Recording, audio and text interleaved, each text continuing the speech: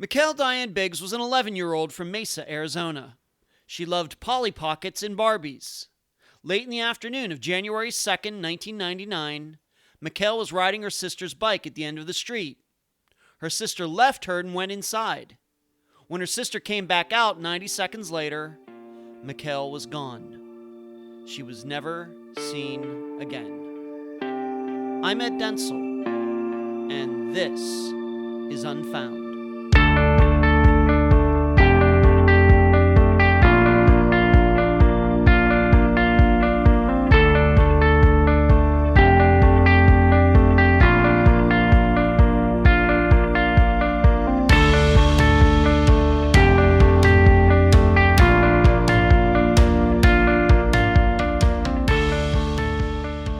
There comes a time in most children's lives, we don't know when it will be, we don't know under what circumstances that it will happen, and we can't predict the seriousness of the situation. But at some point, the relationship that we have with our parents will change. For many years, they will lead us, give us advice, tell us what we can and cannot do. Then, as if with the snap of our fingers, we suddenly become the ones making the decisions. We take the reins. Whether it be because our parents have become mentally or physically incapacitated, or they just don't understand how things work in the 21st century, or maybe they've just been beaten down by life. Getting to the point where we may personally have to decide whether our mother or father lives with the help of a machine or dies by shutting the machine off. And remember, we as kids, we always wanted to run the house, didn't we? Well, today, you're going to hear about a young woman who is taking over the reins in regards to a disappearance. For the first 10 years, her parents were the ones out there doing interviews, conducting searches, and contacting the police. Now, this young woman, who was only 9 at the time, is leading her parents and the rest of her family. She is making the decisions. She's keeping hope alive, and most importantly, she's trying to find her sister, Mikelle Biggs. And now a summary of the case. This is brought to you by my friend Megan Good's site, charlieproject.org. Mikelle spent the 2 nights before her disappearance at a friend's house. This was not unusual. Early in the day of January 2nd, 1999, she then returned home. Later that day, Mikelle and her younger sister, Kimber, were out on their street, El Moro, with other children in the neighborhood. The two were allowed to go as far as 3 houses in either direction, but absolutely no farther. But Mikelle seemed intent on testing those limits by riding Kimber's bike down at the T-shaped intersection of El Moro and Toltec. Day turned into evening, and the rest of the children went inside, leaving the 2 girls alone. Kimber, upon hearing an ice cream truck in the distance, got money, and the 2 waited for it to come to their street. It never did. Growing cold and frustrated due to Mikelle riding her bike, Kimber went back inside. Immediately, her mother told her to go get Mikelle. When the sister went back outside, Mikelle was gone. The bike lay near the curb, close to the intersection. Mikelle was never seen again. The police and family immediately conducted a vast search throughout the neighborhood. Nothing was found. No one saw or heard anything. It wasn't until several months later that a possible suspect was identified. Yet the sketches of persons of interest in Mikelle's case do not match the description of this suspect. The case remains unsolved. The interview for this episode is with the sister of Mikelle Biggs, Kimber Biggs. Unfound news. New York's Missing Persons Day was last Saturday, April 7th. I wasn't there, but I've been told Unfound got mentioned at some point during the itinerary they had there. I'm not sure the context or what the topic was at the time.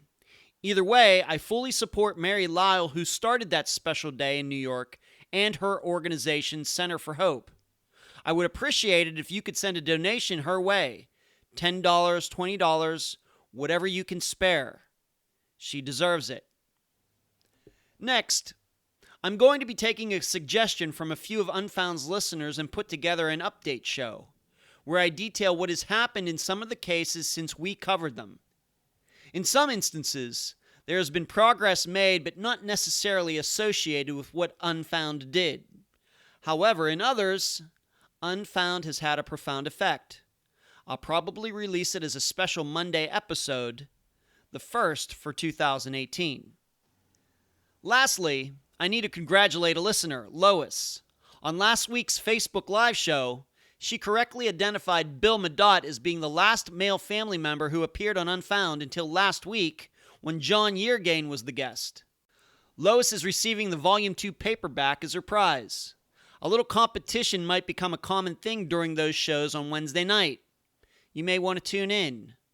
Once again, that show happens on Wednesdays at 9 p.m. Eastern on the Unfound page. Where you can find Unfound. Unfound is on Facebook, Instagram, Twitter, YouTube, iTunes, Podomatic, Stitcher, Podbean, and Spotify. Email address, unfoundpodcast@gmail.com. The website, unfoundpodcast.com. Please check out the secret Stephen Kocher episode. The website at Trib Total Media, triblive.com/news/unfound. Unfound has Patreon and PayPal accounts. Your contributions provide for many of the items guests have received so far. I cannot thank all of Unfound supporters enough. Our most recent contributors are Stylianos, Mandy, and Dan. Unfound Merchandise, Volume 1 and 2 on Amazon in both paperback and ebook form. Let's try to work on getting some great reviews for Volume 2. If you've bought it, please give it a nice review. The playing cards, go to makeplayingcards.com/sell/Unfound podcast. Shirts for almost all Unfound's cases at unfound-podcast.myshopify.com.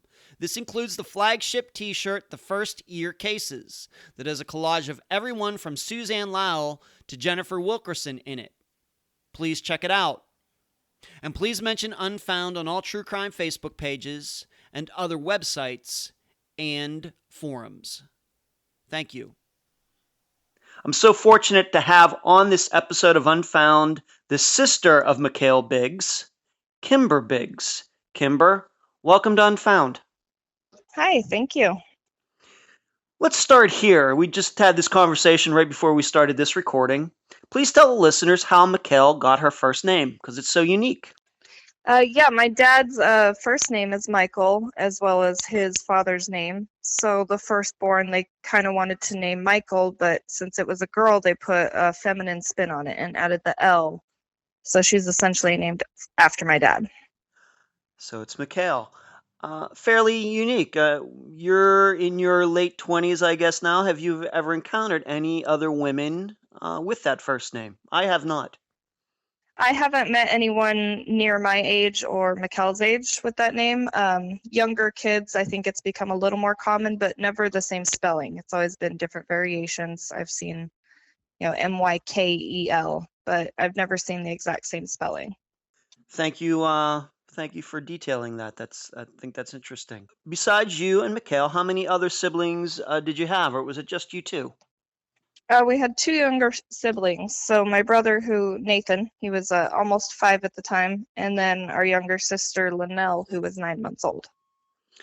So there are 4 of you growing up in Mesa, Arizona. What was the Biggs household like? How would you describe it back at that time of 1999?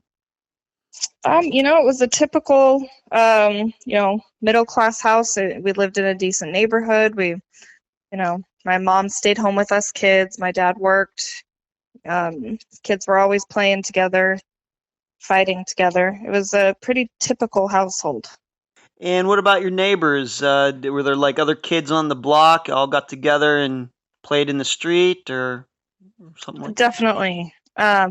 A lot of us kids, we pretty much knew all the kids on our street, even, kids at the next street over, around the corner. We all kind of played together. There was a lot of people in our church group that lived in the area, and we were always outside playing. In the summer, it was pretty much from sunup to sundown. And what was, as you remember it, and let's just be clear, you are Mikelle's younger sister by 2 years? Mm-hmm. All right, so she was 11 and you were 9 at this time? Yeah. What do you remember, Mikelle, and you being into? Maybe TV shows or toys or those things back in 1999. What was the big thing in 1999? I think we were probably the average girl. We liked Barbies and, dolls and such. Polly Pockets was big at the time, so we definitely played with those. Um, Playing pretend was a big thing, and Mikelle Uh-huh. was always in charge, and she was always, the princess, and I was all the accessory characters. Well, um, she is the older sister. That's just how it goes for Kimber, right? yes, Uh-huh. definitely. She was the epitome of the oldest sister. She got her way. We also loved playing outside, whether it was playing pretend, riding bikes, roller skating. Um, we had a tree house in the backyard and a sandbox and a swing set.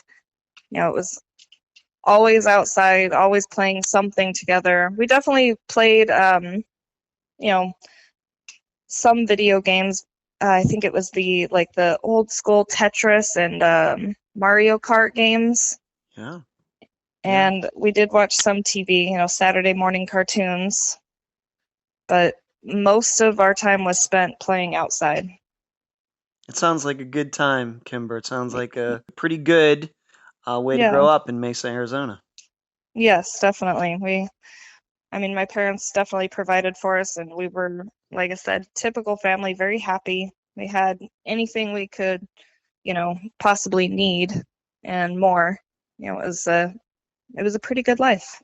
At any time, I know once again, I realized that at the time you were 9 years old, but it's, 19 years. It's over 19 years now. But looking back, do you remember any times being afraid in the neighborhood? Any stories that maybe you found out afterwards when you got older? Anything like that? Of course, we hear a lot of stories today about kids being kidnapped or abducted. Anything going on at that time that you found out after Mikelle disappeared? Um, Not too much that I found out after she disappeared. When I was young, I didn't feel unsafe necessarily. There were certain, houses that I would avoid just because I thought they were creepy, for no particular reason. Um, and that, there was certain people who either, they didn't have kids and they, didn't love hearing kids screaming outside, or kids in the neighborhood who maybe weren't the nicest that we would avoid. um, but there weren't any times really that I felt unsafe. I didn't like being far from home. I knew that. I hated when we had to walk to the bus stop, you know before school and walk home from it. But And how far away did your parents allow you to play? How many houses down, or was there a rule? um, we had, our boundary was the street lights. So the street light at the end of the road where Mikelle was initially riding her bike, and that was about 3 houses down. And then the other street light, I think, was 2 or 3 houses down the other direction, and it was the last street light before the road turned to where you couldn't see around the corner. So we had to stay right there. That way our parents could see us from the front yard. Okay, so they were, even though it was a safe neighborhood, they were still cognizant of any, the possibilities out there. So they had you kind of stay kind of close. You couldn't just go a block away, and even if you had a friend over there, you had to stay within those boundaries. Yeah, sometimes they would let, like if we were going to a specific person's house, we could go together. Me and Mikelle could go to our friend's house who lived around the corner, but we weren't allowed to go by ourselves. Mikelle had to stay with me. And, if they weren't home or they couldn't play, we had to come right back. We couldn't just stay over in that area. And did the adults, like you said, there were kids in the neighborhood, did the adults all seemingly know each other, maybe on your street of El Moro, fairly well too? Yes, like I said, a lot of them were in our church group, and even the ones that weren't, my parents knew. Our next door neighbors, it was an elderly couple. They treated us like their grandkids. They would let us come in the backyard and pick oranges, and they always had, candy, and they would just let us come in and play anytime we wanted. And I mean, we knew everyone. It was a very, very friendly neighborhood. And do your parents today still live in the same house? No, they don't. Both of them are living out of state. They both live in Utah. Oh, they moved. Yeah, my dad lives in Ogden with his wife, and my mom she lives outside of Salt Lake Okay. somewhere. Okay. And have you, getting back to the kids on the street, do you keep in contact with any of them? Are you friends with them? Did you go to maybe elementary school or high school with them, or? Some of them I'm still in contact with. A couple of them I went to elementary school with. We moved from Mesa to Gilbert when I was in 6th grade, so I didn't attend like junior high or high school with them. A lot of the people I went to elementary with, I do still have, they're my Facebook friends, and I talk to them once in a while. And one of the people that lived in our neighborhood was a family friend, and I'm still friends with her to this day. We, get our kids together once in a while. So we move up to this time of January of 1999, and this is January 2nd, 1999, so right after New Year's. And probably the most significant thing, at least from the talks that we have, is that the night, I guess, before Mikelle disappeared, she spent the night at somebody else's house. Was that the first time she had done something like that? She was 11. Who was this person? Was it in the same neighborhood? What can you tell the listeners about that? She often did have sleepovers at friends' houses, and her friend Katie is where she was at. And they did not live in the same neighborhood. I'm not exactly sure where they lived. I know they still lived in Mesa. It was pretty close. And she actually had spent New Year's Eve, like she spent the night on New Year's Eve and then the next night, and had come home on the 2nd. So it was definitely very common to have sleepovers. It was winter break, and her friend Katie had two younger sisters that I played with, and we would often, both of us would spend the night over there regularly. Okay. So you wouldn't say that was unusual for her to be over there? No, definitely not. Okay. So that day, January 2nd, 1999, what do you remember about it? And we should know, the listeners should know that Kimber was the last person that we know of, except for probably, if we're going to believe that somebody took Mikelle, you were the last person to see your sister that day, weren't you? Yes. Yeah, we were outside playing. So during the day before everything happened, we had all spent the night at different people's houses. I had a sleepover with one of my friends. My little brother had spent the night at our cousin's house, and Mikelle had been at her friend Katie's house. So we had all gotten home, mid to late afternoon that day. And when we got home, I wanted to play with Mikelle. I wanted to play with our new Christmas toys, and Nathan was playing with our cousin, who was about his age, and was inside with my mom's cousin and them. They were all kind of visiting, and the little ones were playing. And Mikelle wanted to go outside and ride my bike, and I remember telling her I wanted to play with her, and she said no, she wanted to go outside and ride my bike. And I was irritated because she wouldn't play with me, and also she was going to ride my bike. She didn't have her own? I don't remember. I feel like she probably did, but mine was new, and it had the tassels and everything on it. It was cooler than hers, I think, so she wanted to ride it. Okay. All right. It had the bling on it, and that's what she wanted. Yes. Okay. Okay. So she went and rode your bike, and what did you do?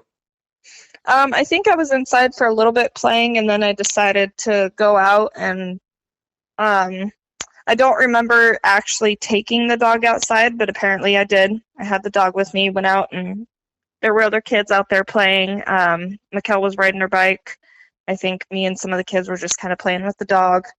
And before I had gone outside, she had heard the ice cream truck and came in and asked my mom for the money for the ice cream truck. And I think that's probably what piqued my interest in going outside, like, oh, we can get some ice cream. So that's when I decided to join her. And, by that time there were other kids playing out there as well. All right.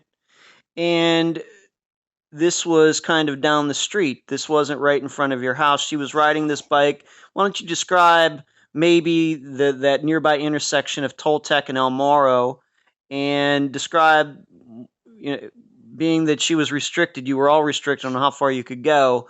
What was she doing on your bike, riding it? So she was riding around in the T of El Moro and Toltec, technically going past our boundaries. And, the Toltec, it led out to Southern on one end and then 8th on the other. So it was a slightly busy street. El Moro wasn't too busy. All the neighborhood kids were pretty good about, yelling car when there was a car coming, and we'd all get out of the road. And the drivers were generally pretty courteous. There was never really an issue of us being worried about the traffic. Mikelle was riding her bike in circles in the T, and I wasn't all the way at the end of the road with her. I think I was probably a house distance away with the dog, because she was riding in big circles. And other kids had kind of started to trickle inside. It was cooling down. It was going to be dark soon.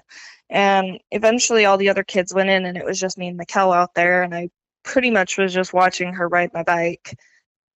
Was your dog still out there too, or had your dog gone back inside at this point? I still had the dog at this point. Okay. So I was just kind of standing there holding the dog on the leash. All right, so she's out in this intersection riding your bike. There's maybe a couple cars going by, but she's riding in this circle. And once again, you said the Toltec and El Moro, it's not like a four-way stop. It's a T. So your street goes up to Toltec and it ends, and then you can turn left or turn right. You have to turn left or right on Toltec. Okay. Yeah. Did this ice cream truck that you originally got the money for, did it ever come by? Did you ever see it? What happened to that? We could hear it the whole time. We never saw it. We probably thought it was closer than it was. I found out later that the truck was behind the high school. So we could hear it, but it never actually came into our subdivision, so we didn't actually see it. Okay, so it might have been several blocks over, but it seemed closer because the music was louder. Something like that. Okay. Yeah. And what time of day at this point would it have been? I think at this point, I think we went out there probably around 4:30 or 5 maybe. And we were out there for a while. I'm not entirely positive how long we were out there. I would say at the time that the other kids went in and it was just us out there, it was probably about 5:30, and I probably went in just before 6. And we have to remember that this is January, so the sun sets fairly early. Yeah, so I think the sun's definitely going down at this time. It's not like during the summer. Yeah. Okay. It was dusk. I think the street lights were about to come on. I think they usually came on right at about 6. So I decided to go inside since I knew we would have to soon anyways. And so you're walking back to your house, which is, like you said, about 3 houses away. And but you're leaving Mikelle out there on her bike, and it's getting dark. She didn't want to come in. I mean, did you try to get her to come in, or what was the situation there? I didn't really try to make her come in. I just told her that I didn't think the ice cream truck was coming and that I was cold, and I was basically just whining at her. And I don't remember the exact exchange of words, but it was basically I whined at her and she basically told me, well, then go inside. And I was like, okay, fine, I'll go inside. And that's when I decided to and walk down the street to head back towards the house. And essentially she was unfazed. She wanted to keep riding her bike, and fine, you want to go inside? I'm perfectly happy out here. Okay, so the dog was still with you. The dog goes with you. And how many seconds would you say it took to walk from where you were standing just watching Mikelle ride your bike to your house? I would say it probably took maybe a minute. I was across the street from our house, so I had to walk about 2.5 houses down and then cross the street. And I would say it took, like I said, maybe a minute. It wasn't that far at all. And during this time when you were walking back, did you ever like turn around to see if she was still riding her bike, or were you just kind of set on going in and you figured she'd be behind you in a couple minutes? I turned to look down the street when I crossed the road. It wasn't like I was consciously thinking to see if she was there. I just looked to make sure there were no cars coming, and I saw her over there still. And then I turned to look the other way and continued crossing the road, and I didn't look back after I had checked the road. I was at the end of my driveway and just walked up it at that point. Okay. So you get inside, you reach your house, your mother's there. What'd she say to you? I opened the door, and I don't think I even got to step foot in the house, and she was, I started whining about I was cold and I didn't want to be outside anymore. And she was, visiting with her cousin, and she said, go get Mikelle. It's getting dark anyways. It's time to come in. And that's when I, sighed and got irritated that she should have just come in with me. And so then I closed the door, and I kind of moped about it and turned back around and walked to the end of the driveway. And I didn't even actually start walking back down the street. I just yelled from the end of the driveway. I yelled her name and yelled that it was time to come in. And that's when I realized, she wasn't right there. So you could see the intersection from your house, and looking down there and shouting, suddenly you couldn't see her. You saw her when you crossed the street before when you were going to your house, but when you went back out and looked down there to shout her name, you couldn't see her.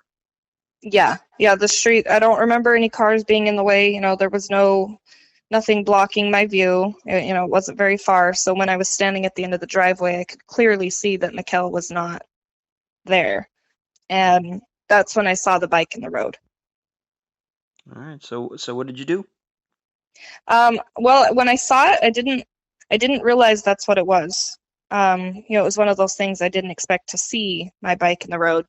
And, it was dusk, and it was almost kind of hazy. And I started walking towards my bike, not realizing that's what it was. And when I realized it was my bike in the road, and, the tire was still spinning, it was a couple feet from the sidewalk. It wasn't in the middle of the road, but it definitely wasn't placed on the sidewalk as if she intended to do that. But, I got mad that she'd left my bike in the road. And so I picked it up and I yelled at her, why did you leave my bike in the road? And I told her, I think I yelled, you're going to get in trouble and I'm going to tell on you. And I don't think I really looked for her at that point. I was mostly irritated and confused that she would have done that. And we have to remind the listeners, you're only 9 years old. So yeah. Yeah. My 9-year-old brain was more concerned about my bike. Mm-hmm. So I picked the bike up, and I had to walk it back because I still had the dog at this point. And I went back to the house, and I went through the side gate to put my bike away and let the dog, in the backyard. And I went in through our back door, and that's when I was in the kitchen, and my mom was in there, and I told her, I can't find Mikelle. She left my bike in the road. And my mom thought it was kind of weird and said, go check, the Miller's house. We played over there often. We were friends with their daughter. And she said, maybe she's over there. And so, I went back out again, and I went over to their house, and they had just sat down for dinner. They were eating. And one of their sons came out. When I told them, have you seen Mikelle? They were like, she was just out there riding her bike. We haven't seen her. One of them came out to help me look, and he found her money in the road, some quarters. And I actually didn't know that at that point. I found out later that he had found her money. And when he found it, he told me, go home and tell your mom we can't find Mikelle. And it's fuzzy. It's kind of hard to picture it, but I remember his face pretty clearly that something was wrong. And at that point, I didn't really understand. But Yeah. I didn't hesitate. I went right home and told my mom we can't find Mikelle. This bike, let's go back to the bike for a second. This is a Toltec. It was found on the Toltec street or on your street? It was found on El Moro. So All right. it was laying on our street, a couple feet from the sidewalk, and I would say maybe 10 feet from the actual T in the road of Toltec and El Moro. Okay. And it was lying on its side. You said that the tire was still spinning, so that would lead you to believe that whatever happened must have happened, right before you got there. Yeah, definitely. The fact that the tire was still spinning, I thought maybe she was, hiding around the corner to scare me or something. I thought she was just going to jump out and mess with me, but she didn't, and I didn't see her anywhere. So, it was definitely the fact that the tire was spinning that I think helped determine help the police determine, the time frame. Yeah, and we're going to get into the police in a few minutes, but what did they tell you, the estimation of how long did it take from you talking to her, she's riding your bike, for you to walk back to your house, your mother tells you to go get Mikelle, you walk back out and walk down to the bike? How long did that take in maybe minutes or seconds? They determined that from the time that I was no longer in her vision, where I was in the driveway, couldn't see her anymore, from that time to when I walked to the end of the driveway was less than 90 seconds. So it was maybe 2 minutes from the time that I was standing in the street with her to the time that I went back to get my bike. Yeah, and you said that when you went across the street by your house, you looked down there and you could see her. So you go inside, you come back out, you look down and you see your bike. You said that could have been no more than 90 seconds for all that to take place. So whatever happened in that very, very small, moment of time. Very, very small. Okay.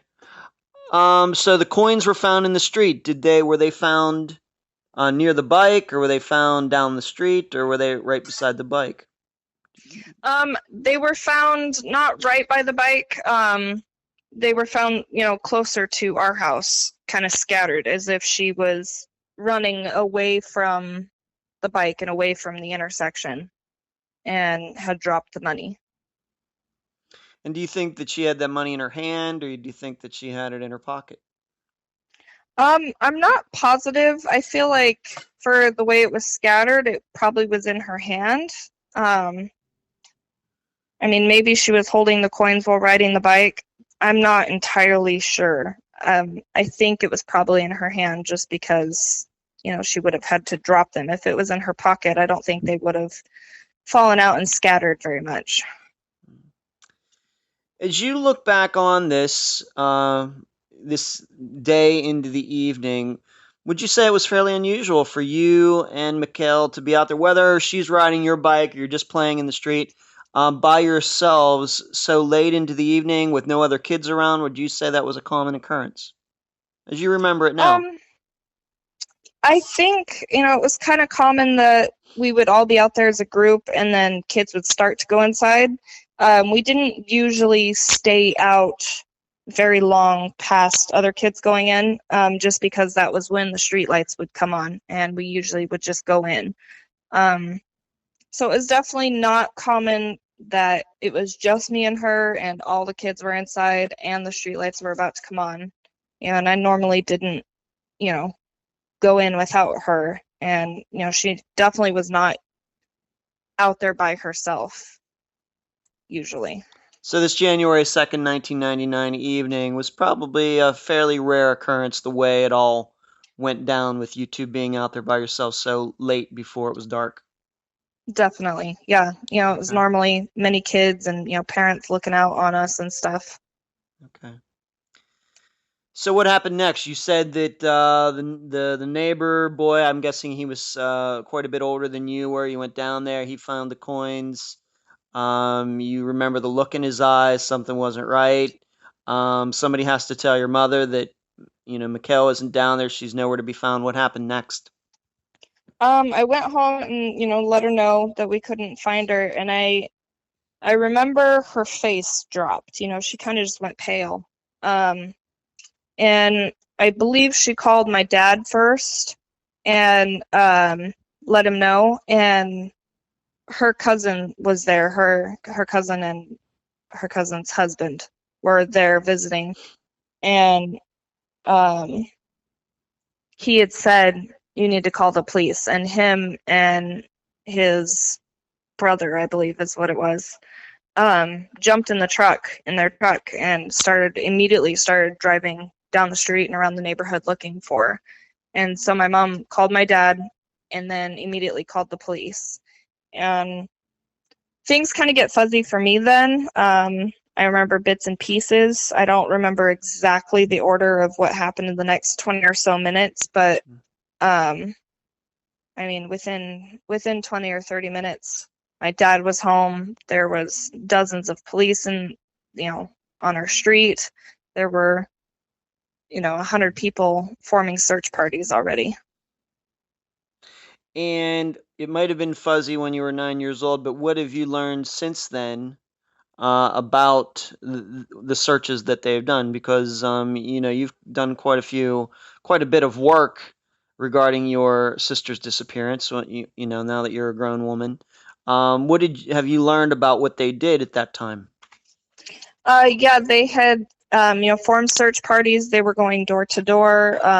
Someone immediately made missing child flyers. Those were made that night. I know they had a helicopter and patrol cars, but even volunteers were going house to house and literally knocking on doors and saying, this child's missing, can we come in and look? Have you seen her? I'm not positive how far they went. I think, the volunteers kind of went door to door in a 2 or so block radius. But I think within the first hour with everyone there, the police and the helicopter, I know the first square mile was thoroughly checked within an hour. That's pretty large. That's quite a few blocks in each direction. I mean, how many houses do you think were checked in the area? I'm sure they didn't go a full mile away to check houses, every individual house, but how many houses do you think got checked in each direction from where you live? I would say in each direction, and this honestly would just be a guesstimate. I would say probably about 30 or so houses in each direction. All the houses on our street, all the houses right there at the T of the road, all the houses on the street over, and then around the corners were all checked immediately.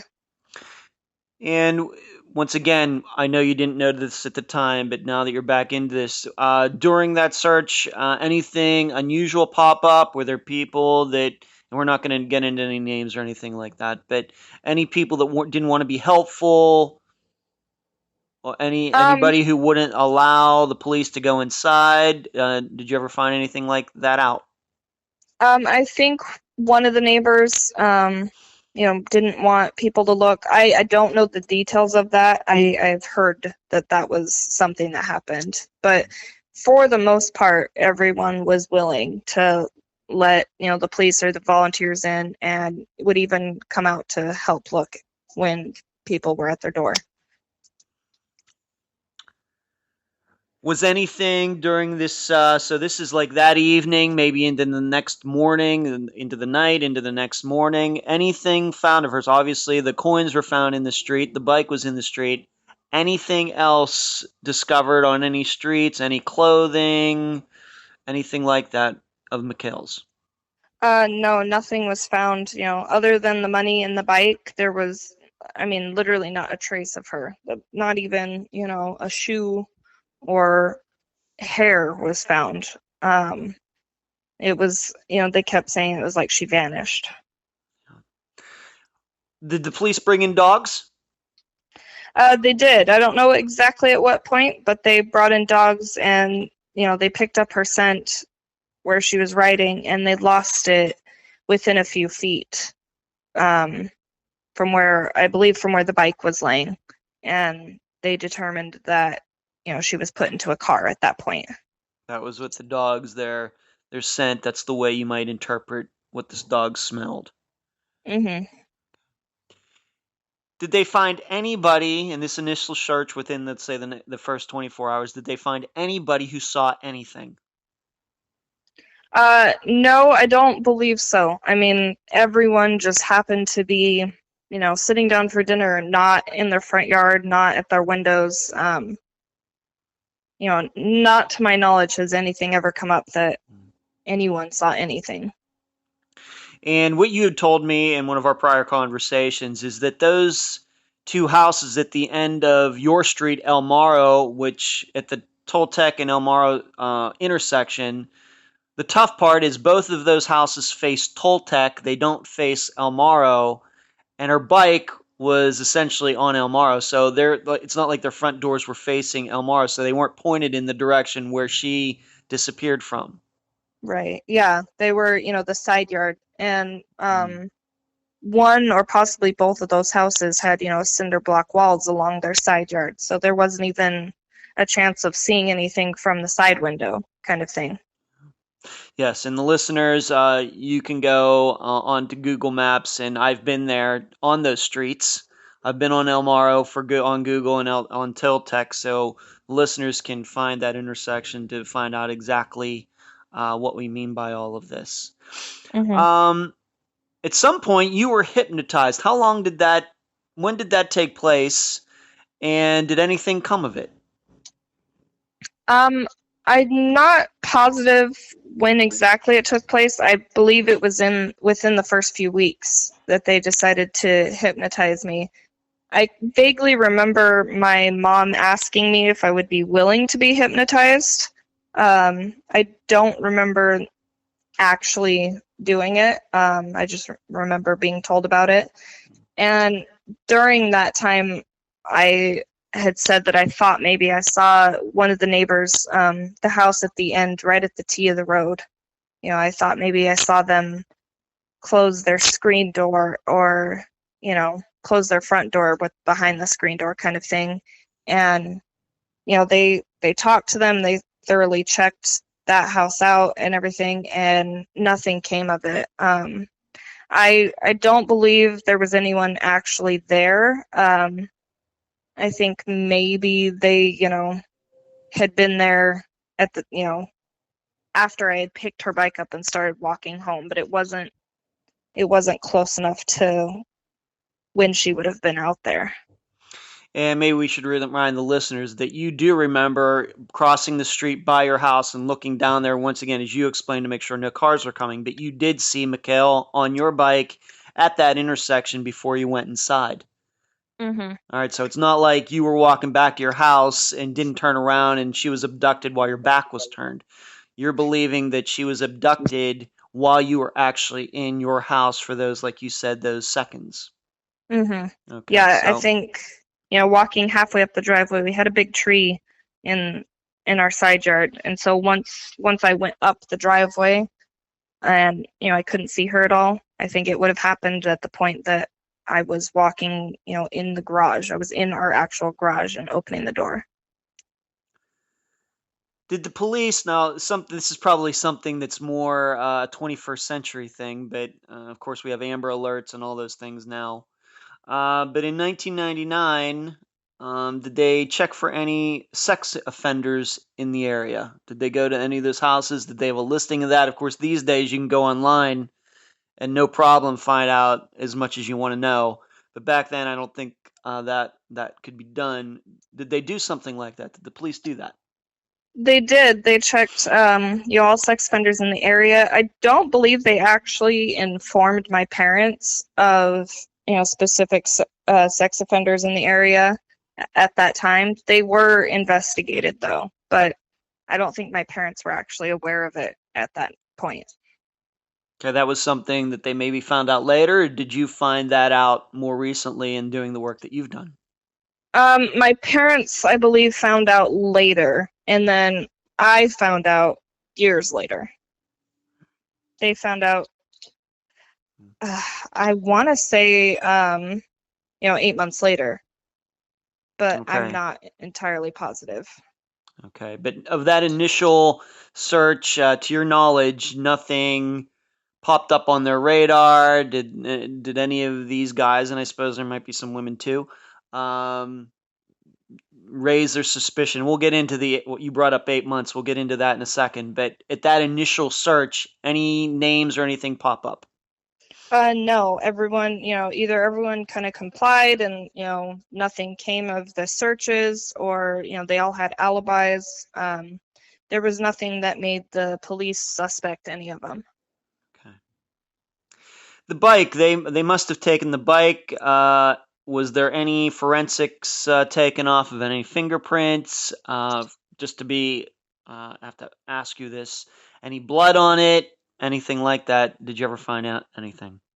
They didn't find anything. I know that the bike, has been tested, I believe, multiple times over the years as, technology has advanced. They still have the bike in evidence, wrapped up, and nothing was ever found on it. Just Mikelle's handprints, my handprints, everything that was on it, was just the normal.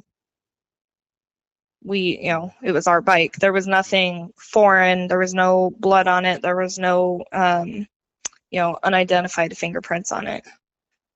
There wasn't even like paint, as if the bike had been hit by a car. So the bike was in working condition, like you said. It wasn't hit. So if you'd have gone down there before and propped your bike, and taken it, you could have ridden it home, or maybe you did. I would have ridden it home if I didn't have the dog with me, because it was definitely working. I just didn't want to try and ride the bike while holding the dog on the leash. We mentioned the ice cream truck before. Were all ice cream trucks tracked down in that area to rule out any sort of abduction that way? Yeah, they determined that the truck never came into our subdivision.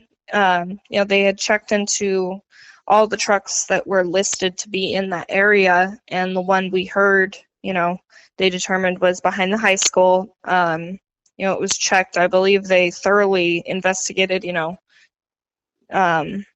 like the forensics in the truck, and, questioned the driver and everything. And that specific truck and all the other ones in the area or anywhere near it were completely investigated and vetted, and nothing came of any of them. All right. So, frankly, doesn't sound like a lot of leads. Yeah, Kimber. there wasn't much, nothing. It was, why they kept saying she vanished, because there was nothing. It was like she vanished into thin air. Nothing came of anything. Nothing to go on. At that point, you could have believed that maybe one of these neighbors just walked out of their house, and picked her up and took her back in, or a car came by, or she dumped her bike and walked somewhere. A lot of different possibilities at this point. Mm-hmm.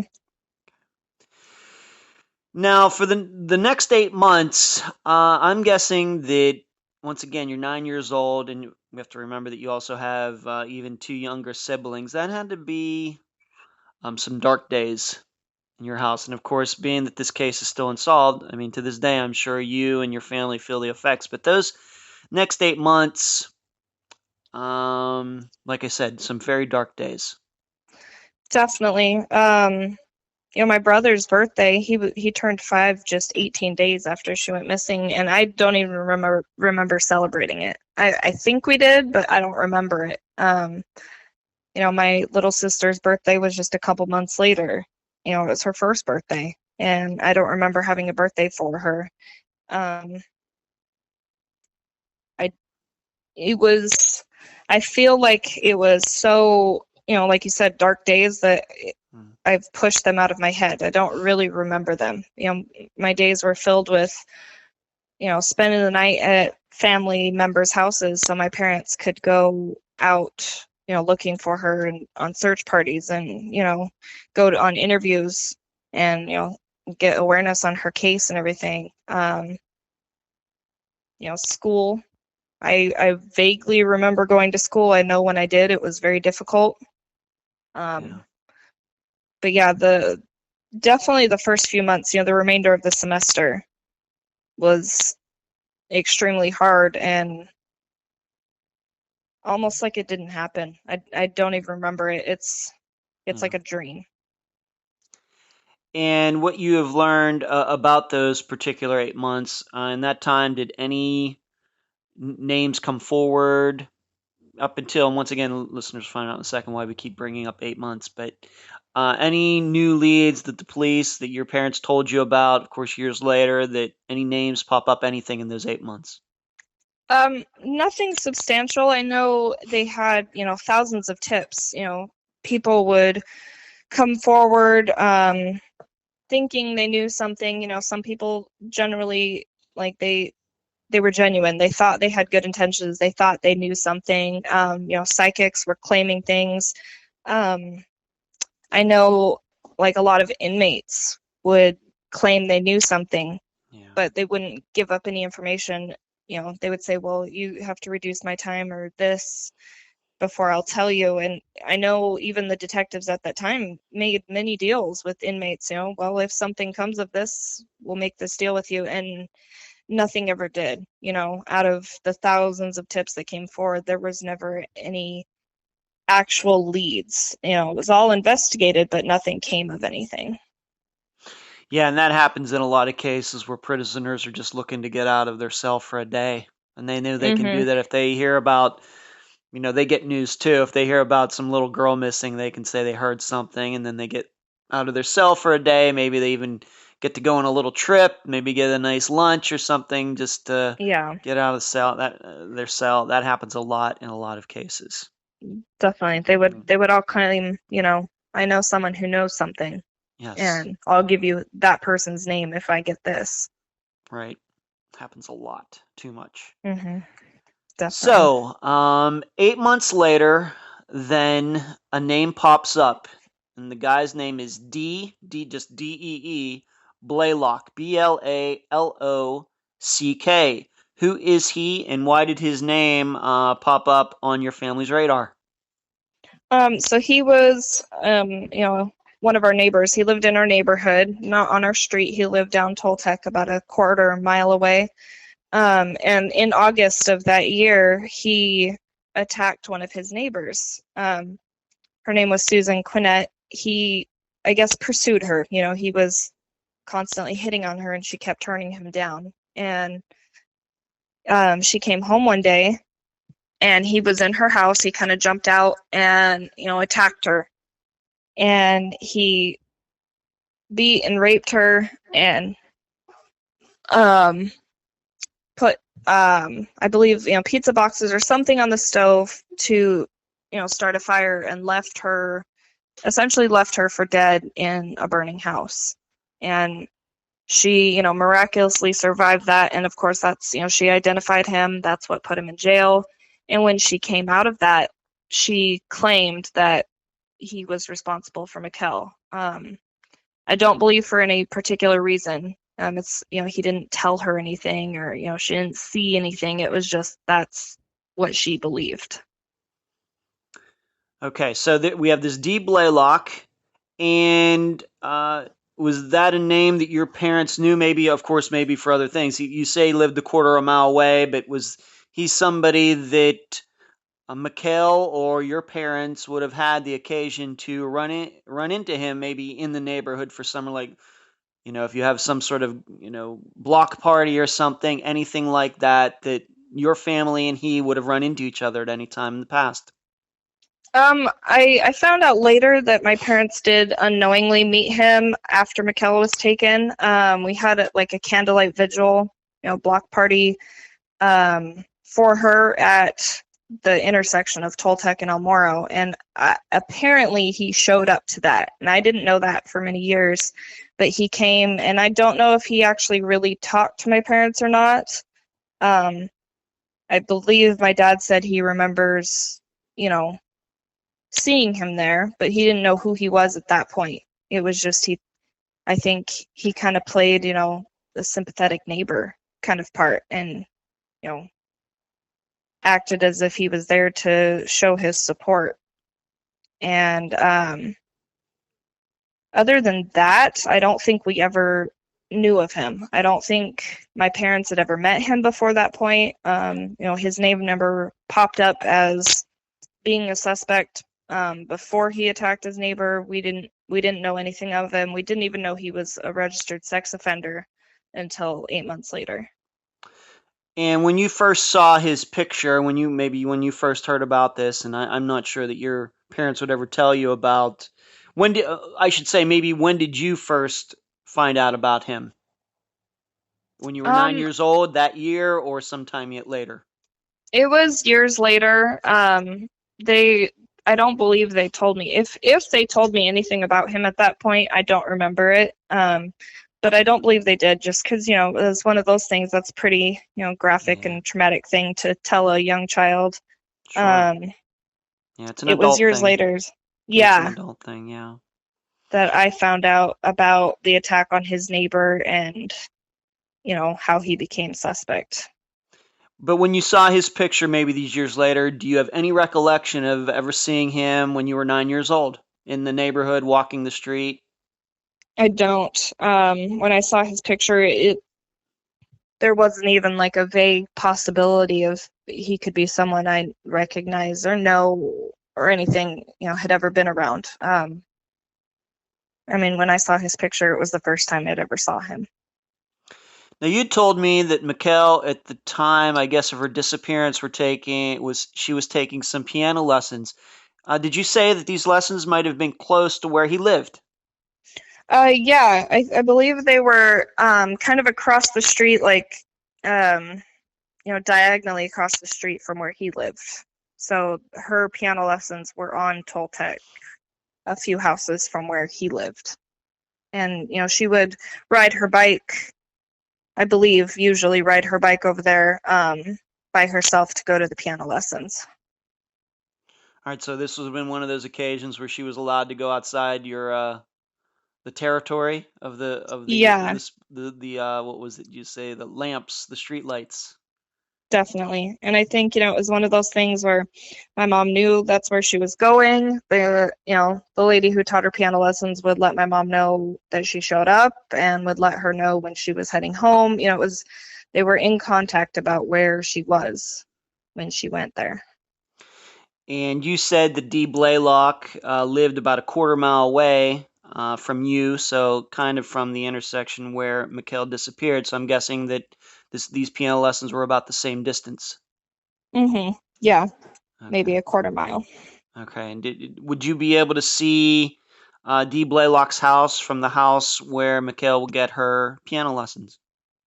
Yes, I believe so. Okay. This is a question that maybe just came to my head right now. Came into my head right at the second. The piano teacher, did she ever remember Dee Blaylock maybe being outside when Mikelle came over? Was she questioned? Do you know anything about that? Maybe something odd that maybe the piano teacher would remember? Not that I know of. I'm sure the piano teacher gave any information they knew, but to my knowledge, they never mentioned Blaylock or anything suspicious about him or that house. Now, you'd said that Dee Blaylock, even before this attack in August of 1999 that he got caught doing and went to jail for, you said that he was already a sex offender even before that, probably even before Mikelle disappeared. First of all, have you ever found out what those crimes were? And secondly, was he one of the sex offenders that the police questioned in the initial search when Mikelle disappeared? So yeah, he was, one of the registered sex offenders. He had even, served time in the early 90s, possibly even before that, for various other crimes. I don't know the specifics on those crimes. I know that they were all of the, sexual nature, that he didn't have a preference, man, woman, adult, child. He didn't care. And he was one of the ones they interviewed, and his wife had given him an alibi on that original night. His house was checked, his wife had an alibi for him. The police didn't suspect anything because there was, seemingly nothing to suspect that night. All right, so just to be clear, at some point, maybe he wasn't questioned, but his wife was questioned, and she covered for him for January 2nd, 1999. Mm-hmm. All right. Let's move on to this regarding Dee Blaylock. He had a business that maybe might be interesting in all of this. First of all, for Dee Blaylock to get to his house just from like the busy street, would he have had to go through that intersection, or would he go some other way? Would it have been common for him to go by that intersection where Mikelle disappeared from? I believe it was probably pretty common. Down Toltec, where his house was closest to Southern Avenue. So he could, go that way without even coming our direction. But if you take Toltec the other way, it leads to 8th Avenue. And, I believe that 8th Avenue was, a busy road, and it led to, gas stations and whatnot. So it was definitely, common route he would probably take. All right, so he wouldn't have necessarily had to have gone out of his way in his normal travel to go by that intersection. No, yeah.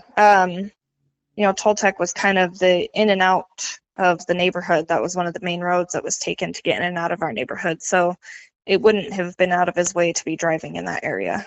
All right. He was into landscaping. Why don't you tell the listeners about the trailer he had and this storage unit situation? So he owned a landscaping business, and I guess his trailer was the trailer for the supplies, the landscaping trailer. And there was a storage unit, as like a self-store on Southern, just down. If you take Toltec and you go out to Southern, it was right there. And I don't know the exact deal he had, but the owner of the storage unit was possibly a friend or something, and they would let him basically just use whatever storage unit was available. There was no on the books exact number unit that was belonging to Blaylock. It was just kind of, he was welcome to use whatever was open. So there was no way to track anything. So it was kind of under the table. He knew the owner. They kept it off the books, and maybe Blaylock was paying for a storage unit, but it was off the books, cash only. I believe so. I'm not entirely positive. I do know that there was no definite, unit assigned to him. It may have possibly been one of those under the table type things. And when the police found out, of course, they found out about his crime committed in August of 1999 that eventually sent him to jail. At that point, that's when they found out about this storage unit and what you just told the listeners? Yeah. So when that happened, I guess that was at the point that his wife recanted her alibi, and she had changed what she had said, and basically that she was unaware of his location for a certain amount of time. I think it was about an hour and a half, because she had actually left the house, I believe, with the kids and took them somewhere and was at a friend's house for a while. And when she came back, I believe it was, a while after this had happened, it was, she came back and had told the police that she had been there the whole time. And so at that point, that's when they started to investigate him. since his alibi was no longer solid. Mm-hmm. And that's when they discovered the trailer and the storage unit. And I don't know exactly how they got onto all those things. They looked into him and started finding out these things. And, they finally tracked down the trailer at some point and nothing was found in it. It had been sold at this point. Nothing was found of it, and, it had been cleaned out, and they, checked the storage unit. I believe the whole storage center was checked and they couldn't find anything in there. So much time had passed. And I'm guessing that he probably had a truck if he had a trailer to tow it. I'm guessing that the truck got searched too, but we have to remember this would be 8 months later. Yeah. I don't know exactly if he, had a truck or what he drove. I'm pretty sure it was a truck, and it was checked. The forensics was done on it, and he definitely would have had enough time to clean the car out or the truck out to make sure there was no evidence in it. Right, even if he was just cleaning it regularly, not even trying to cover something up. Let's say he washes it or vacuums it out once a month. I mean, that's going to be 8 times. Yeah. He's going to have an opportunity to take whatever, evidence is out of it, even if he's not trying to. So, Yeah. 8 months, that's a long time. Doesn't seem, in our lifetimes, it's not a very long time, but in a missing persons case, that's a long time. Definitely. Yeah, it's a long time. So how do you remember how your parents reacted to this that had to give them, obviously the case is still unsolved, so it hasn't gone anywhere, but had to give your parents maybe a little bit of hope at that point. I think, it definitely gave them hope. I know they were, frustrated because, he was a registered sex offender and was, investigated that night and questioned the night it happened, and my parents weren't even made aware of it. The first time he was ever mentioned to my parents was 8 months later after he, went to jail for this other attack. So I know they were frustrated, but I think, it made sense to them, the circumstance, the alibi and everything. It made sense to them that it would be him, and I think it did give them some hope that, if not even that he would confess, but that, he left, a trail, that something would lead to him, that something could come of it. Do you know if he is the only sex offender who was checked out originally who then went on to actually commit another crime? And do you know of any other sex offenders who lived closer to you than he did? Have you ever seen, I guess what I'm asking is, have you ever actually seen a map of sex offenders in the area at the time of Mikelle's disappearance? I have not. I didn't, just because I was so young, that was never something that I would have thought to look into. And, since I've been older and known about it, I'm sure there's a way to find a map of that time, but I haven't been able to find it. All right, that might be interesting. Maybe something you might want to look into as you continue trying to figure out what happened to your sister. But to your knowledge, any of these other sex offenders who were questioned that evening into the next day, maybe the next few days, who were in the area, did any of them also go about committing more crimes, let's say later in 99, or is Dee Blaylock the only one that you've heard about in the last 19 years? Blaylock is the only one I've heard about in the entire 19 years. If there were other, sex offenders who committed crimes since then that lived in that area, I've never been made aware of it. Okay. And just to be clear on this, it's not like his house was right at the intersection. It was like you say, a quarter mile away, and I think that you've even sent me a map with a circle on which house his was, and I'll be sure to post that. He couldn't see the intersection where Mikelle was from where his house was. Not No. possible to do that. Okay. No, yeah, it would have been because the road curved, so you would have to come up Toltec and around the curve to even see the intersection, the T. Okay. After his name came out, and I'm sure your neighbors all heard about it as well, did any other children ever come forward to say, I remember that guy. He tried to get me to get in his car. Any stories like that regarding Dee Blaylock?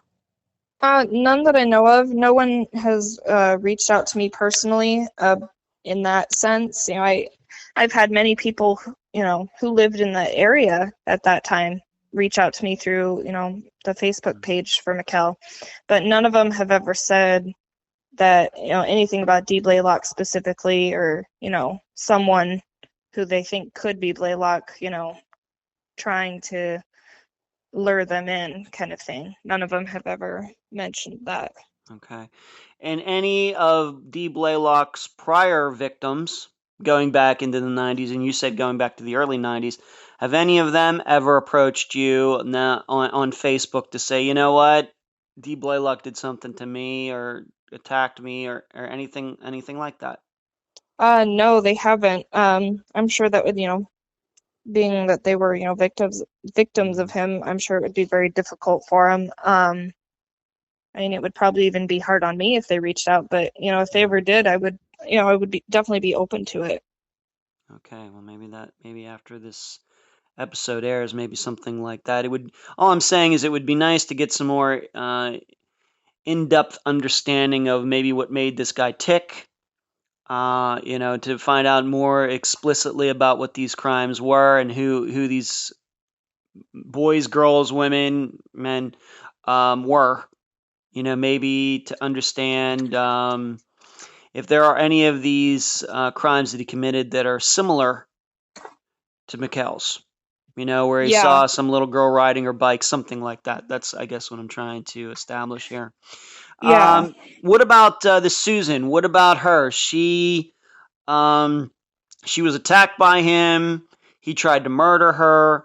Have your parents or you ever had a chance to speak with her? And you even said that she suspected that it was Dee who did something to Mikelle.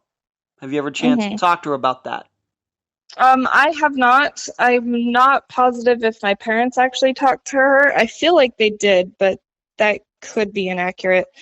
And I don't know why she claimed that he was responsible. I think it was just, the trauma that she went through, kind of thing. It made her feel like he was responsible, and she says that he is the one that did it. But there was nothing specific that I know of that made her say that. Where is Dee Blaylock now? He is in jail. He's serving a double life sentence in Florence prison. And is this for the crime that he committed in 1999 or for something else that he did? It was for that crime, I believe, because of his track record and the fact that it was an assault, a rape, and attempted murder, and, arson. All of that compiled with the fact that he was already a sex offender is what gave him the deservedly harsh sentencing. Yeah. Is he, to your knowledge, connected to any other murders or disappearances in the Phoenix or Mesa area, to your knowledge? No, not that I know of. Nothing has come up in my research or from what my parents have told me that he would be connected to anything else like that. Your parents actually had a chance to talk to him, didn't they? They did. They exchanged letters with him and even met with him in person at the prison. I don't remember how long it was after that. I asked them. They weren't positive at how long after. I know it was definitely after, he, obviously had attacked Susan Quinnett. It was probably in the following year, in the year 2000. They went and talked with him. They asked him, point blank if he was responsible. I believe even kind of pleaded with him, if you tell us what you did with her, where she is, where her body is, what happened, we won't even, pursue, persecuting you. We just want answers. And he completely denied even knowing anything. maintained his innocence. I think even, kind of tried to offer, I'm so sorry that happened to you, and claimed that, since being in prison, he was, what is the term, born again. He had essentially repented and given up those ways or whatever, he was spouting at the time. But he's also known as a habitual liar, right? Yes, yeah. The detective said that he claims to have multiple personalities and cannot be responsible for what other personalities do. And even when presented with hard evidence of what he's done, he claims that he didn't do it. He flat out lies. Do you know? I'm guessing that Dee Blaylock and his wife are divorced at this point. Do you know what that's current situation? I'm going to guess that he's been in jail 19 years. That probably they're not a couple anymore. I believe they are divorced. I don't know at what point that happened, but I think, after he had attacked his neighbor, that's, what essentially split them up, I'm guessing. Yeah. Have your parents ever tried to contact his ex-wife? Talk to her personally, like if they talk to him in jail, which I think is something that's fairly unique for parents of a missing child to even be allowed to talk to a convict. Do you know if your parents have ever tried to talk to his ex-wife, especially since she changed her story after the fact? I'm not positive. I know, they had to ask Blaylock's permission to come visit him. He has control of who he talks to, and he allowed it to happen. And I think it's kind of the same sense with his ex-wife. She would have to allow it. I'm not positive if they actually did. I feel like they were interested in that. And I could be totally wrong saying this, but I feel like she didn't want to talk to them, but I don't know for sure. Okay. Well, that just once again, that might be something else that as you continue with this, you might want to think about. It's been 19 years now. Maybe she didn't want to, if they tried to talk to her, let's say in 2002, she didn't want to. Maybe 19 years later, maybe her attitude has changed. You just don't know. It might be worth a shot. Yeah. Just an idea. Just an idea. Yeah. Now, something else that I think is fairly interesting about this case is that we have to remind the listeners that nobody saw anything. I mean, I think that if somebody saw something, maybe this case wouldn't be unsolved 19 years later. But if you go to Charlie Project, my friend Megan Good's site, and other places, you do find sketches of possible suspects. This is a little confusing to me because usually you only have sketches when people have actually maybe seen something. Can you explain that at all? And just maybe we'll cover that first, and we'll move into the other point about this. Do you know where those sketches came from?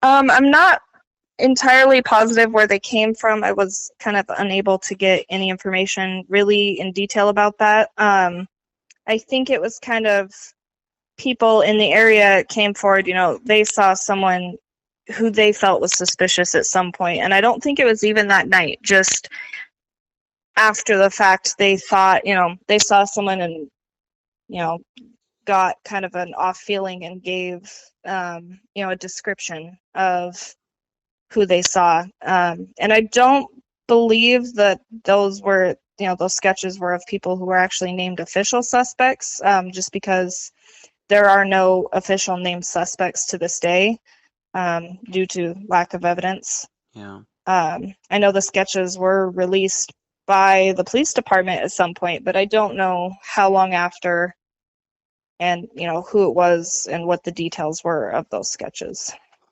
So you don't even know who came forward. You don't. It could be your next. Mm-hmm. It could have been your next door neighbor, and you wouldn't know. It could have been somebody down at the corner. Could have been somebody else. You don't know who even gave the police those descriptions. Yeah, everything, they have everything on file and they have everything there, who said what and when, but they have so much evidence, and they actually showed it to me when I went and visited with them. I mean, I couldn't believe how many cabinets full of just all the folders and files and tapes and everything. It would definitely take quite some time to go through all of that to find specifically, who came forward with, that description and why. And I just don't think that they were able to do that at this time. Okay, you've seen the sketches. In your opinion, do any of them look like Dee Blaylock? I don't think they do. They don't look like Blaylock to me, and they don't even look like anyone that I would have recognized. They didn't ring a bell for me.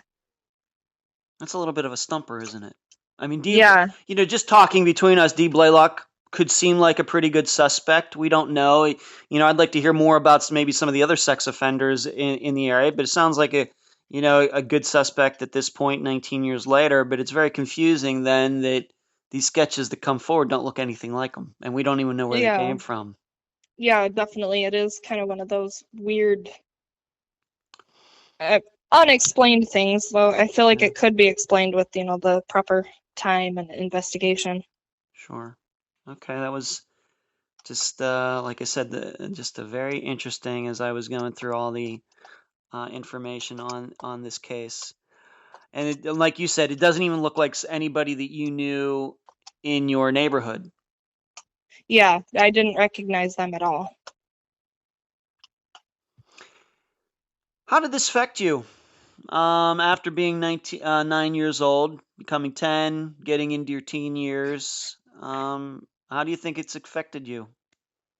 As I was growing up, I feel like it affected me because, like, in a way that I pretended it didn't. I felt like I had to be strong. I didn't want to have my parents worried about me, and didn't want to focus on me when it was more important to find Mikelle. And I didn't want to upset my siblings because I felt like I had to take care of them.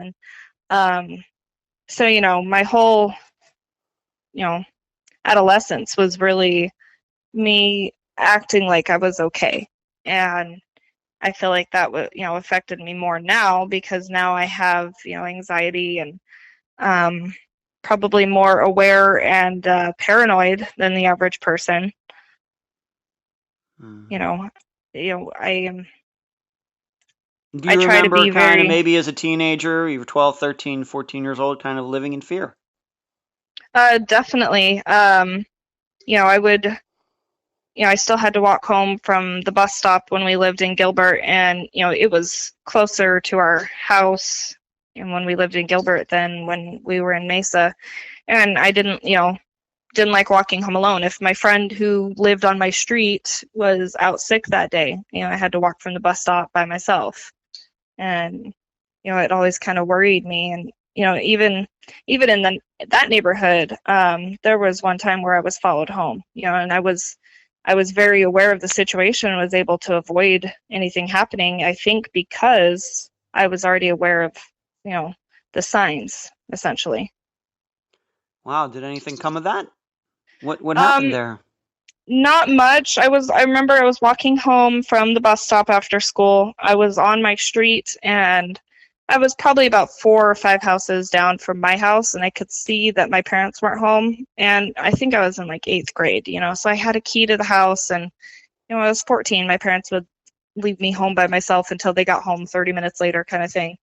And I remember I was walking home, and a car came down the road, coming towards me, and I didn't think much of it until I heard it, like there was a cul-de-sac behind me, and they flipped around extremely fast. I heard the tires squeal, and they flipped around and came behind me, and I could hear the car was coming back, and I looked and I saw the car behind me, and it had slowed down and gotten closer to the curb.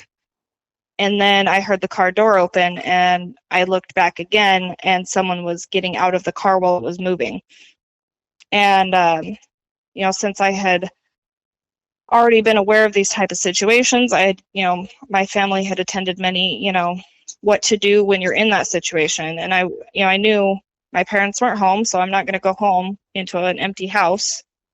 And I had been taught to run and go to the nearest house of someone home, and not even to knock, to just run in the house. Mhm. And so I went to not the person right next to us, but the one after. It was 2 houses down from our house. We knew them. They were friends of us, and their car was out there. And so I ran as fast as I could to that house, and the door was locked, unfortunately. So I started pounding on it, and I was screaming as loud as I possibly could.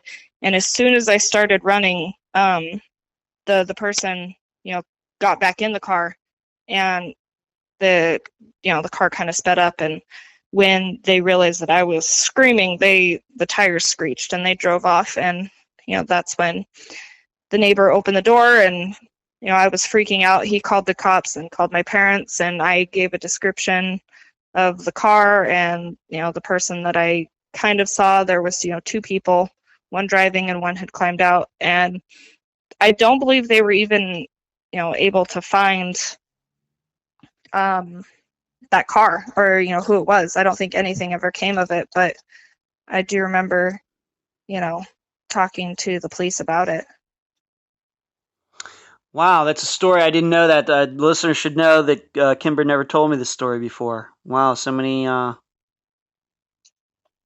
things going on there.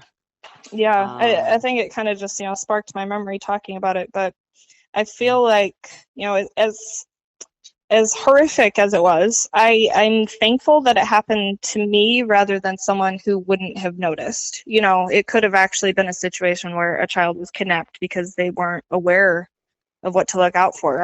I'm one of those people because of what happened to Mikelle. I'm very aware of my surroundings. I'm very paranoid, and I try to be very smart when I'm out by myself. And I feel like if it was someone else, that may not have been the case. I guess it maybe also shows you that even in your case, you had the description of a car and a person, and I guess that case is still unsolved all these years later as well. And in Mikelle's, you don't have any of that, and that's unsolved as well. It maybe just shows how hard these cases are to solve. Yes, definitely. Yeah. Wow. Okay. Your opinion of what happened to Mikelle has changed over the years. Maybe you can explain to the listeners what I mean by that. Originally, for a while, I thought, it was the ice cream truck. I thought maybe someone had hit the bike with their car. I believed things that weren't cleared up to me as a child for many years. And just in the recent years, I found out exactly where Dee Blaylock lived. I found out the circumstances of the trailer and the storage unit and all of that. And it's, led me to believe that, he was responsible. It's hard. My parents spoke with him, and they've looked him in the eyes, and they felt he was responsible. They just got that feeling from the way he acted and everything. And it's hard because, I don't have that for myself. I mean, going off of what my parents believe and the circumstances, I do feel that he's responsible, but I've always kind of wondered, if I spoke with him, would I get the same feeling? And has your opinion gone from maybe something where, I mean, what are you of the belief now as to back then? As to, do you think that if we're to believe it's Dee Blaylock, and I'm open to other possibilities, but if it was him, do you think that he just happened to come by at that time, or do you think that he was actually watching you two down the street and was just waiting for an opportunity? Has that opinion changed over the years? Yeah, I think originally I kind of thought maybe, someone was waiting, someone, for a while I thought someone played the ice cream truck music to lure kids out. I thought that we were kind of being staked out. But now I think I'm leaning more towards, he saw it as a crime of opportunity. He apparently had gone out on a beer run kind of thing and just saw her by herself and took the opportunity. And you had mentioned that you are a mother now. Yep, I have a son, Taven, who's 6. Well, he'll be 6 next month. And I'm sure that this, what has happened to you and your family, affects how you are as a parent. Oh, 100%. I've definitely said, in other interviews that, I'm very careful when I go out in public. When I take him to the park or the mall play area, he's in my line of sight at all times. I'm aware of what's going on. I'm aware of the surroundings, who's, at the park. If I ever get a sketchy feeling, just maybe without reason, maybe it's just my own paranoia, but if I ever get a feeling about someone, in that situation, I make sure that he doesn't go near them or I don't go near them, or we, will actually leave the area and, move away from someone who, kind of worries me, essentially. Like I said, I have anxiety, but I always tell people I'm definitely a helicopter mom. Would you say that maybe you've kind of taken over the reins of getting Mikkelle's case out there from your parents after all these years? Is that how you would portray it? Yeah, definitely. Back in 2010, me and my parents did like the 2020 special, and that was kind of their last like big interview. I don't believe my mom has done any since then, and then my dad has mostly, small things here and there. I think one or two video, interviews, and it's mostly just he'll call in on, some radio shows or give a statement to, certain people that he prefers to speak with.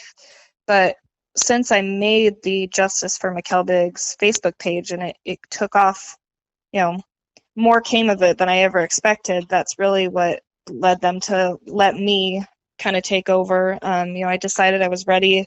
It was something that I wanted to do. And even in the recent, year and a half, even though I've had that page for 6 years and have been doing interviews, it's just been recently that I've really, I guess, come to terms with the fact that, I am advocating for her and, others. And this is something I'm actually very passionate about and want to pursue.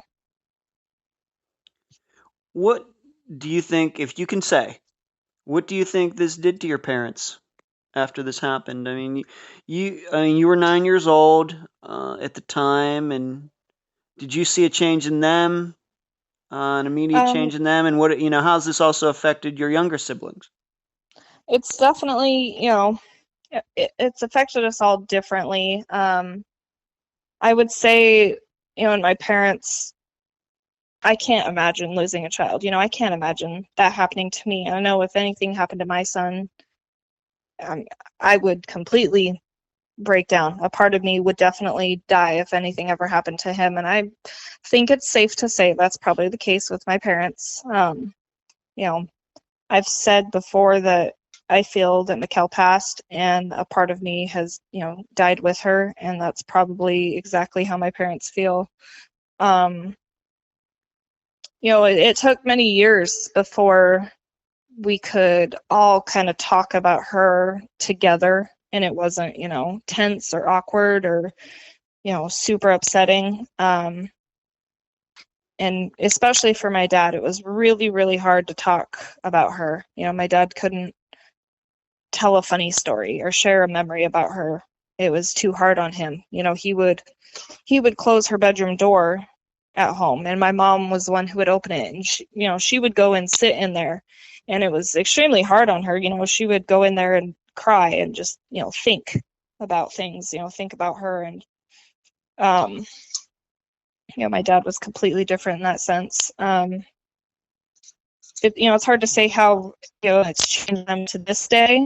I think it's they've just coped very differently, but I think over time it's gotten a lot healthier, the dynamic between us. And even with my siblings, Linnell was only 9 months old when, she was taken. So it's been hard on her because she didn't even know her sister, in that sense. My heart breaks for her that the only memories she has of Mikelle are stories we've told her. And then my little brother, Nathan, he was very young. It was hard on him because, that's a crucial time, almost 5, you're starting school, you're really developing your speech skills, you're, really supposed to be taking things in, and something that traumatic happens at, such a crucial point in your life. I think it was really hard on him. It kind of made him feel, I don't know, I feel like he kind of shut down. It was really hard for him to communicate after that. How's he doing now? How are your younger siblings doing now these days?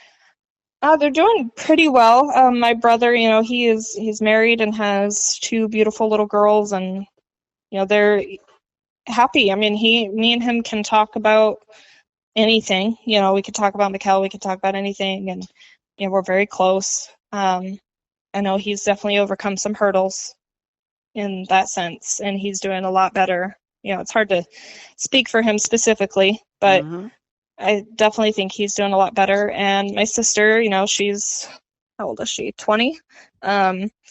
She's doing good. She's a typical 20-year-old. She's finding herself and finding what she wants in life. I know that she said she does have anxiety, more than likely because of this. She kind of suffers from anxiety like I do, but I know she's definitely dealing with it in a more healthy way than maybe most would. And you said that your parents are married to other people now. They got divorced at some point. Yeah, they separated in, I don't know, 6-7 years ago. I'm not entirely sure. So yeah, they are divorced. They get along very well. My mom and my stepmom get along even, and they, when my little sister was living with my parents, she would spend, some time at my mom's and then some time at my dad's. My mom would have dinner with my dad and my stepmom. They have a good relationship. So my dad is remarried and has a daughter who is 7 months younger than my son. Huh. So me and my stepmom were pregnant at the same time for a little bit. That's a unique situation, Kimber. Definitely. And then my mom, she's not remarried right now. Oh, okay. She's not married, but okay. Yeah, they all live up in Utah. Why don't you mention any places that the listeners can find what you're doing and Mikelle's story online? The Facebook page, Justice for Mikelle Biggs, has a link to the blog that I occasionally update. I'm honestly not great at updating it, but there is a link on the page to that. And eventually, in my goals, hopefully sooner than later, I would like to make an actual website outside of Facebook, an actual website for Mikelle. And I actually do hope to start a nonprofit in her name and use that to kind of reach out to other victims of missing loved ones and kind of help them know how they can advocate for their loved ones. Did you say that your parents did a 2020, something on 2020 back in 2010? Yeah, there's a 2020 interview. I guess that even still airs to this day. I still get people messaging me saying they just saw the 2020 special.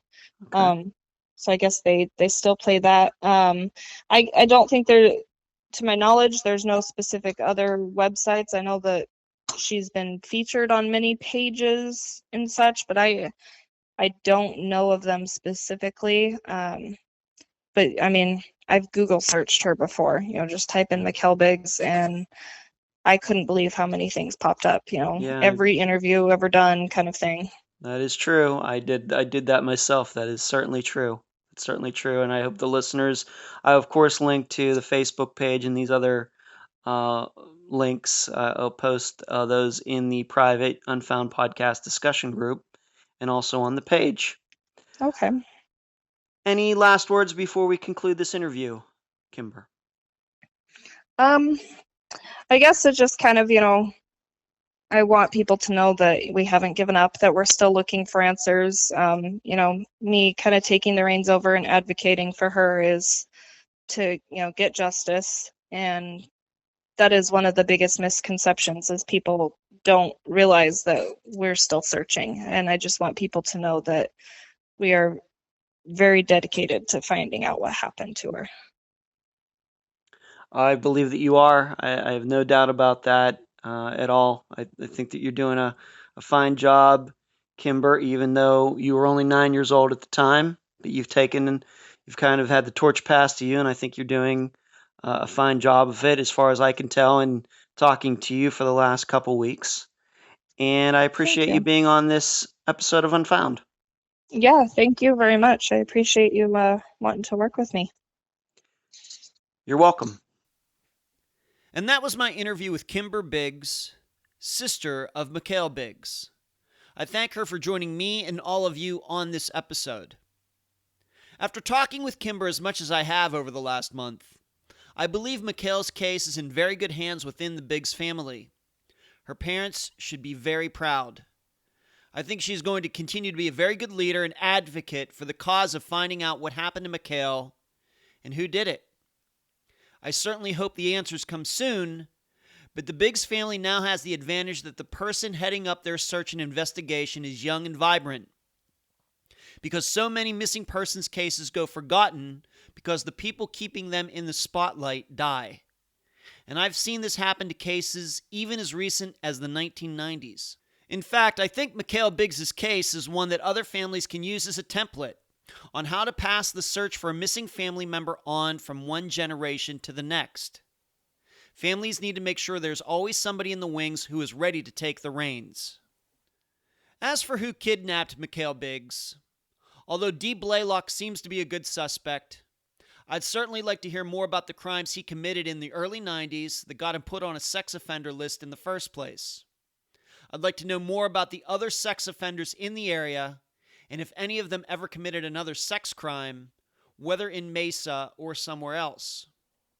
And to be even more complete, I'd like to know if any people in the vicinity of the intersection has had any sex crimes charged against them since 1999. Yes, they may have had a clean record at that time, but maybe Mikelle was their first crime and nobody knows it. I say this because the focus has been on Dee Blaylock for so long, and it's produced nothing. The one sketch doesn't look like him at all, and as you all know, I don't like coincidences. Did he really just happen to come by when Mikelle was alone? Or did he just happen to be spying on that intersection that day? Either seems, once again, a little too coincidental for me. With that, I'll leave the rest of the theorizing up to you. And that's the program. If you found it informative, please go to the app that you use to listen to Unfound and give this podcast a 5-star review. I thank you for listening. I'm Ed Densel, and you've been listening to Unfound.